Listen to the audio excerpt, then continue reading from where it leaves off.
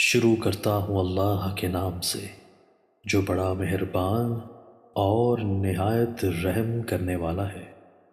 حضرت ابو ہریرہ رضی اللہ تعالیٰ عنہ بیان کرتے ہیں، رسول اللہ صلی اللہ علیہ وآلہ وسلم نے فرمایا، ہر پیدا ہونے والا بچہ فطرت اسلام پر پیدا کیا جاتا ہے، بس اس کے والدین اسے یہودی بنا دیتے ہیں، یا اسے نصرانی بنا دیتے ہیں، یا اسے مجوسی بنا دیتے ہیں۔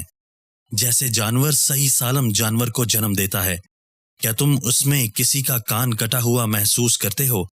پھر انہوں نے یہ آیت پڑھی، یہ وہ فطرت ہے جس پر اللہ نے لوگوں کو پیدا کیا ہے، اور اللہ کی اس بنائی ہوئی چیز میں کوئی تبدیلی نہ کرو، یہی درست دین ہے۔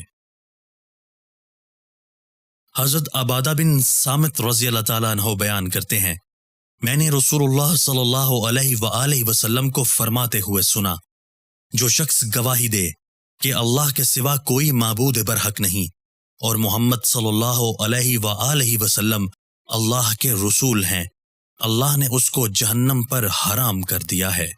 دوستو، اللہ تعالی ہمیں ان احادیث مبارکہ پر عمل کرنے اور اپنی زندگیوں کو سنوارنے کی توفیق عطا فرمائے۔